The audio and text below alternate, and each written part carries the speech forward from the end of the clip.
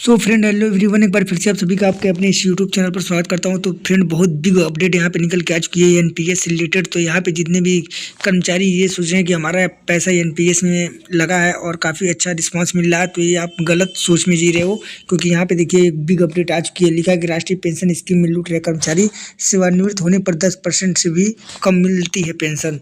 और यहाँ पे देखिए सरकार शेयर बाजार में उड़ा रही कर्मचारियों की मेहनत की कमाई। मतलब कि जो भी पैसा गवर्नमेंट एनपीएस में जो कर्मचारी अपना पैसा लगा रहे हैं, इसको गवर्नमेंट क्या कर रही है, शेयर मार्केट में उड़ा के और उसके बदले नाम मात्र का पेंशन दे रही है। तो चलिए वीडियो को स्टार्ट करते हैं और देख लेते हैं पूरी अपडेट क्या है।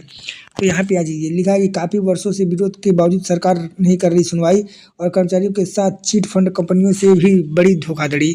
मतलब कि इसमें चिट फंड जो कंपनियां उससे भी बड़ी धोखाधड़ी गवर्नमेंट कर रही है। और देखिए क्या क्या इसमें अपडेट निकला है, सब कुछ वीडियो में क्लियर करने वाला हूँ। तो देखिए लिखा है कि नागौर देश एवं प्रदेश में 15.5 वर्ष पहले लागू की गई अंशदान पेंशन प्रणाली अब राष्ट्रीय पेंशन प्रणाली कर्मचारियों के लिए गलफांस बनी हुई है। यह कहा जा रहा है कि राष्ट्रीय पेंशन प्रणाली एनपीएस कर्मचारियों के लिए चिट फंड कंपनियों से भी बड़ी धोखाधड़ी साबित हो रही है। तो अतिशयोक्ति नहीं होगी। फिर कह रहा है कि सेवानिवृत्ति के बाद कर्मचारियों को पेंशन देने के लिए उनके वेतन से हर माह काटी जाने वाली राशि सरकार शेयर बाजार में निवेश कर रही है। ऐसे में कर्मचारियों के सेवानिवृत्ति के समय से शेयर मार्केट 1997 के पूर्वी एशिया या 2008 के विश्वव्यापी मंदी के दौर की तरह गिर जाता है तो सारा पैसा डूब जाएगा और सरकार हाथ खड़े कर देगी। तब उस कर्मचारियों की स्थिति कैसी होगी, इसका अंदाजा लगाना कठिन है। फिर कह रहा कि गौरतलब है कि भारत सरकार ने 1 जनवरी 2004 से अंशदान पेंशन प्रणाली एनपीएस लागू की। इस योजना में पेंशन के लिए वेतन से 10% की कटौती होती है, लेकिन सामान्य भविष्य निधि जीपीएफ की सुविधा नहीं है। एक प्रकार से एनपीएस पेंशन योजना न होकर शेयर बाजार आधारित 100% असुरक्षित म्यूचुअल फंड योजना है, जिसमें सेवानिवृत्ति के समय पेंशन की कोई गारंटी नहीं है। जबकि पुरानी पेंशन योजना में सेवानिवृत्ति के बाद निश्चित पेंशन जो अंतिम मूल वेतन के 50% की गारंटी है। राजस्थान में करीब 4 लाख कर्मचारी और भारत में करीब 60 लाख सरकारी कर्मचारी हैं। इनमें ऊंचे से ऊंचा अधिकारी एवं छोटे से छोटा कर्मचारी एवं अर्धसैनिक बल शामिल है। इन कर्मचारियों का कहना है कि यह पेंशन स्कीम उनका बुढ़ापा खराब कर देगी, क्योंकि इस स्कीम से जुड़े कर्मचारी सेवानिवृत्ति पर पेंशन पाकर खुद को ठगा सा महसूस कर रहे हैं। और फिर यहाँ पे देखिए क्या लिखा कि देखो और तरसो। यहाँ पे लिखा कि कर्मचारियों का कहना है कि एनपीएस की जमा राशि वे खाते में देख तो सकते हैं, लेकिन जरूरत पड़ने पर उसका उपयोग नहीं कर सकते हैं। फिर यहाँ पे लिखा कि पेंशन कर्मचारियों का अधिकार है कि वह इनको मिलना चाहिए। New pension scheme employees federation of Rajasthan के सहयोग समर्थन मांगने पर हम तैयार हैं। फिर यहाँ पे देखिए केस 1 और केस 2 में क्या क्या बोला गया है ये भी देख लेते हैं। यहाँ पे लिखा है कि 4% भी पेंशन नहीं। मतलब यहाँ पे कर्मचारियों को जो भी पैसा लगाया गया उस पर 4% तक भी पेंशन नहीं मिल पा रहा है। लिखा है कि अलाय निवासी केसर राम गोदारा ने करीब 42 वर्ष तक डाक विभाग में नौकरी की। वह 2010 में उनका अस्थायीकरण हुआ और करीब 1 साल पहले सेवानिवृत्ति हुए, तब 32,000 से अधिक वेतन था, लेकिन पेंशन शुरू हुई तो मात्र 1240 रुपये।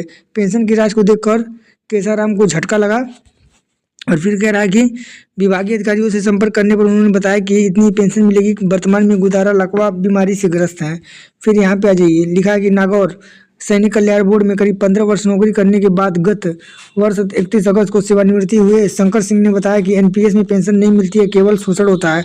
उन्होंने बताया कि वे पहले सैनिक थे और उनका सैनिक कोड से ही वापस सैनिक कल्याण बोर्ड में लगे। हाल ही में सेवानिवृत्ति हुए तब 36,000 रुपये महीना वेतन उठा रहे थे, लेकिन पेंशन 2,000 मिल जाए वही बड़ी बात होगी।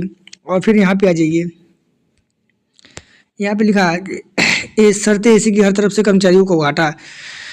लिखा कि एनपीएस में शेयर बाजार आधारित पेंशन कंपनियों द्वारा भुगतान किया जाता है। इसमें सेवानिवृत्ति पर शेयर बाजार के आधार पर भुगतान राशि पर 30% इनकम टैक्स देना होगा। साथ ही सेवानिवृत्ति के समय एनपीएस जमा फंड से 40% राशि किसी एक पेंशन कंपनी में निवेश करनी होगी। और फिर यहाँ पे ऊपर ले चलता हूँ। यहाँ पे देखिए क्या बोला गया है। बोला गया कि एनपीएस किसी भी एंगल से ठीक नहीं। इसमें बोला गया कि एनपीएस किसी भी एंगल से कर्मचारियों के लिए ठीक नहीं है। इस योजना में सरकार कर्मचारियों की मेहनत की कमाई शेयर मार्केट में लगा रही है। उसके कारण सेवानिवृत्ति के बाद कर्मचारी अपने आप को ठगा महसूस करते हैं। हमारा संगठन लगातार इसका विरोध कर रहा है और आगे करता ही रहेगा।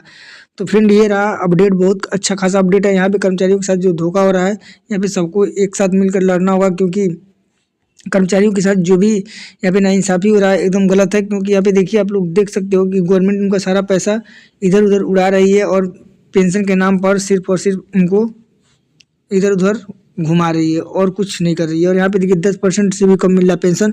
और यहाँ पे भी साफ साफ लिखा है कि 4% भी नहीं पेंशन। मतलब कि यहाँ पे 10% प्रतिशत तो छोड़िए, आपको 4% तक भी पेंशन नहीं मिल पा रहा है एनपीएस से रिलेटेड। तो फ्रेंड ये रहा अपडेट, और ज़्यादा से ज़्यादा इस वीडियो को शेयर करें, और जो भी यहाँ पे एनपीएस और यूपीएस का बात चल रहा है इसको हटाइए और डायरेक्ट बोलिए हमें चाहिए तो चाहिए सिर्फ और सिर्फ ओपीएस। तो फ्रेंड मिलते हैं नेक्स्ट वीडियो में, तब तक के लिए जय हिंद, वंदे मातरम।